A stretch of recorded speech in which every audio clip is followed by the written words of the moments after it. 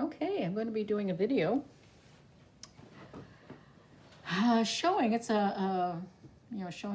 showing my deck, my Christmas gift from Chris, the Tarot of Mystical Moments. I had been following her for the last 2 years on Facebook after I got her Oracle of Mystical Moments, and watching this deck being developed. It's just a breathtaking deck in my opinion. It is a collage deck, and it is kind of I don't know, what do you call it? I forgot the name of it, what you would call it, surrealistic kind of deck, but it's so charming, and the book and the deck goes together so well. So the first thing I'm going to do is, there's a nice book here, and the book is very worthwhile. There's no pictures, but it gives the take on each card, which is unique. The pictures and the book is very nice, a nice way to think of the tarot. Now, what I'm going to do is, these are going to get they're very slippery, so I think I will maybe put them away, or I'm not sure. So first we're going to just do a quick walkthrough, and then we do a little mini reading. I'm not sure what I'm going to ask it, but ask the cards.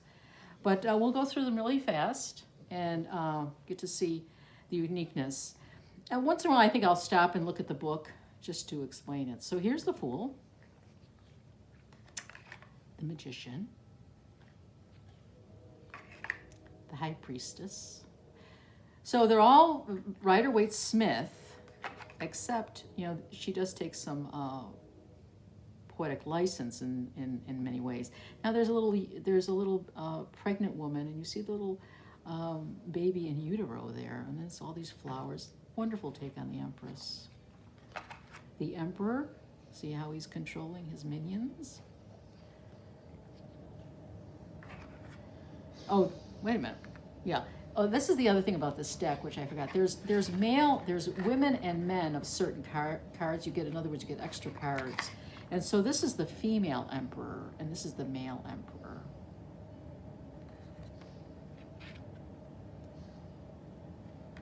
The Hierophant. The Lovers. The Chariot.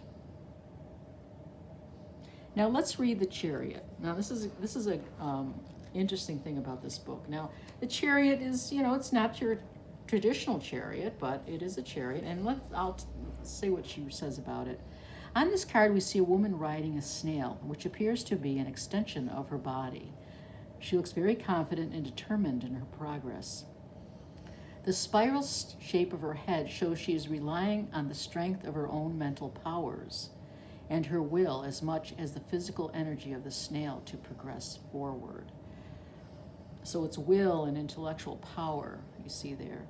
The Chariot is on a journey, striking out on her own, and is leaving the past behind. So you see this forward movement, which is represented by the castle silhouetted in the background. Riding on a snail is very slow, and it will take time to reach the destination. But the charioteer keeps focus, and she will reach the goal in the end. So it's forward movement, not necessarily fast, but it's goal-oriented, and she has made up her mind and has the will and determination to move forward. So isn't that a wonderful take on the Chariot? The Strength card, number 8. Hermit. Let's look at Hermit. This is, again, just to give you a sense of the how the book is so important to the deck, and it gives you ideas and what to look for. And I think once you're familiar with the deck, you wouldn't need to look at the book. You'd just be looking at the cards and actually finding more meaning in the cards. The Hermit is a mermaid who sits on top of a lighthouse during the night. From her high position, she can look out over her vast surroundings, and she is connected to the darkening sky, which represents knowledge, spirituality, and wisdom. So she brings in the sky as wisdom, spirituality, and knowledge. Alone with her inner thoughts, she holds up a lantern in the dark, illuminating the way, and that's at the end of the fishing pole. With her bright light, she is able to share her knowledge, and she guides the ship to safety. So here she is actually learning, knowing herself, learning herself from the sky, getting the wisdom from the, but then also being the beacon for others. So again, that's another whole way of considering an expanded view of the hermit. Wheel of Fortune. Justice. The Hangman. Death. We always talk about death as transformation, a lot of us, and here you see it very clearly. Temperance. The Devil. This is also, when you read the book, you see these webs, she's ensnaring people with her pretty little dress, the poisonous mushroom, calling you over, the pretty mushroom, the spider web, so it's a very nice take on the devil. The Tower, beautiful tower. Again, the tower is falling apart, but then you see the spiritual being kind of holding it together. The Star. The Moon. So it can be read very intuitively as well. The Sun. Judgment. And the World. We're going to go into the suits. The Ace of Wands. The Two of Wands. Now let's read the Two of Wands. The 2 and 3 of the Wands, they don't really mean, it's sort of very similar to me in the Rider-Waite-Smith. So let's read the Two of Wands. On this card, we see a courageous young woman sitting on the roof of her house, looking up at the moon shining above. In her lap, she holds the earth, which contains all the potential the girl has and the opportunities she can embrace. While looking at the moon, she thinks about her future and imagines what kind of adventure she will have in life. Sitting on top of her house, she is still in a protective and familiar surrounding. She has not left her comfort zone, but she is willing to take risks, to embark on her future plans. Now that is the Two of Wands. The Three of Wands. Four of Wands. Five of Wands. Six of Wands. Seven of Wands. There's some men in the deck, not a lot. Eight of Wands.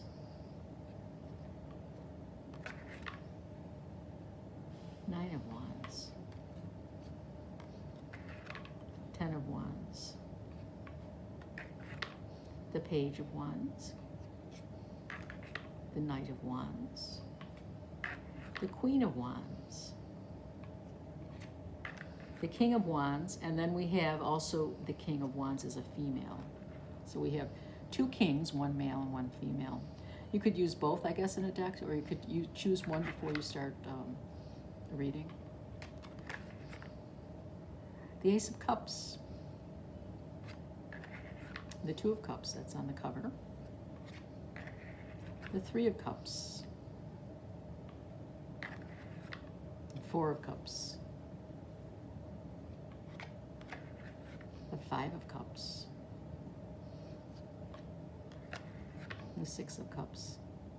Again, you can see the Rider-Waite-Smith. Seven of Cups. Eight of Cups. Nine of Cups. And the 10 of Cups. The Page of Cups. The Knight of Cups. The Queen of Cups. And the King of Cups. And the King of Cups is a female. The other thing I like about this, the book, is it describes the court cards very distinctly. So that's also very nice. Usually court cards, you don't think too much about them. You just have general keywords for yourself. But this explores the court cards in a really nice way. We'll do one of the court cards. The Ace of Swords, the Two of Swords, the Three of Swords, the Four of Swords, the Five of Swords, Six of Swords, Seven of Swords, Eight of Swords, the Nine of Swords, and the Ten of Swords.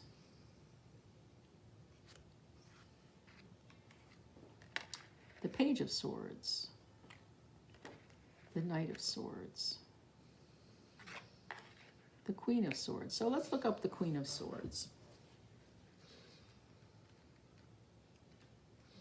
Just to give you an idea how she talks about the court cards. Queen of Swords.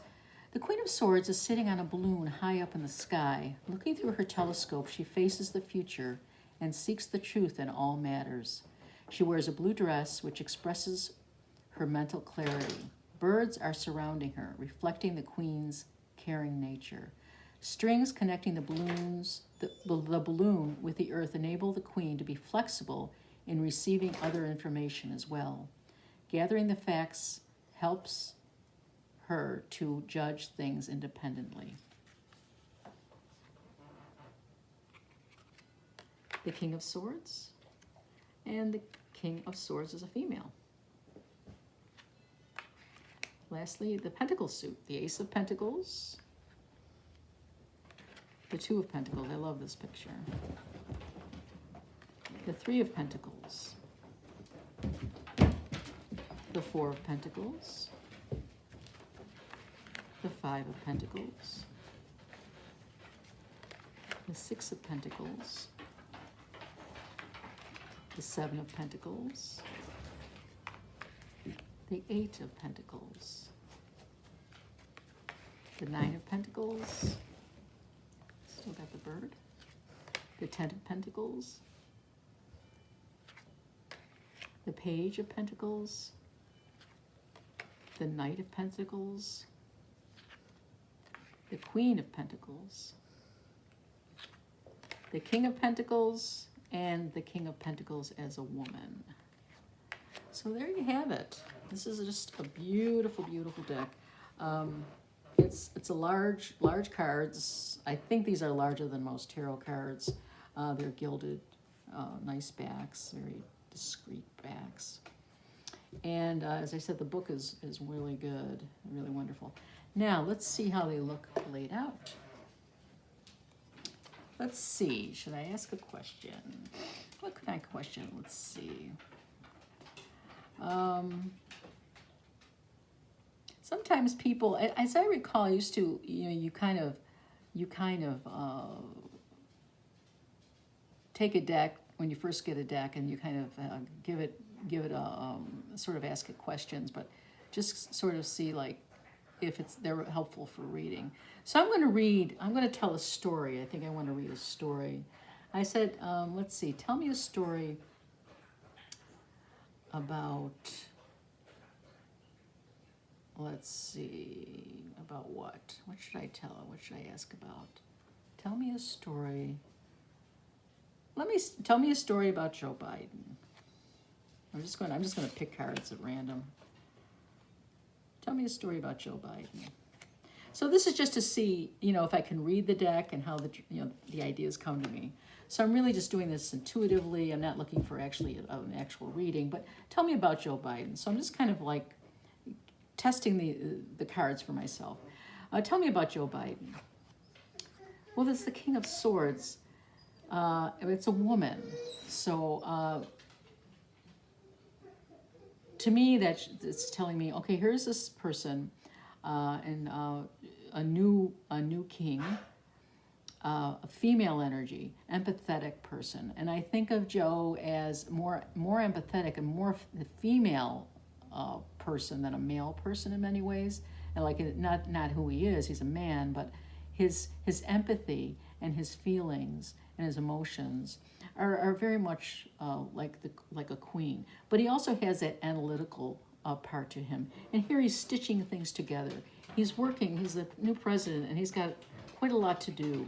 And he's tackling things with his needle, trying to bring things together, trying to bring people together. So I see him as this new energy, this new queen. It's a king, but it's not a queen. It is a king, so it is a man, Joe, who is very empathetic and very has very male and female qualities to his psyche. And he's trying to bring the world together. He's trying to sew things together. And where does that lead him? He's in the beginning of his journey. Just like we read this card earlier, he's comfortable where he is, but he sees a lot more has to be done, and he's ready to take on the challenge. You see him with the globe in front of him, the earth, and he is very much of a world leader. So he's stepping out of his comfort. He's not stepping out of his comfort zone yet. He's in his comfort zone, but he's looking off. He's looking to the future, and he has the world in his hands. So this is another very indicative, I think, of as I see Joe Biden. And lastly, we have the Wheel of Fortune. Isn't that interesting? So here he is with the Wheel of Fortune. Good or bad? What's going to happen? I'm going to read this card. So he's going in the direction, and let's see what the Wheel of Fortune says about this little mini reading. The Wheel of Fortune.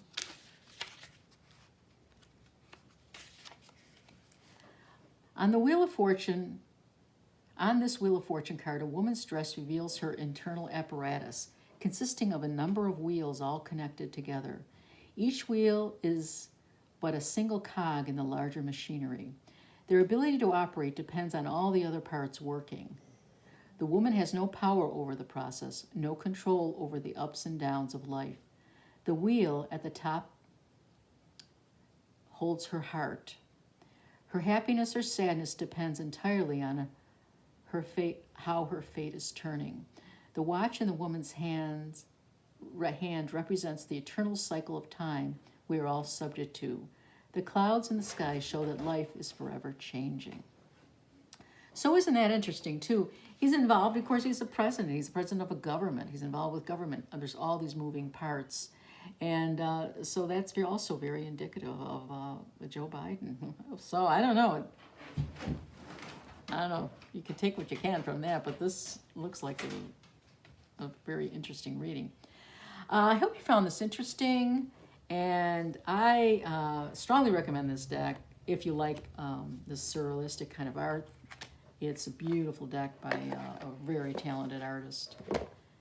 And her name is Katrin Welz Stein. She also wrote the book, so this is all Katrin Welz Stein. Have a great day.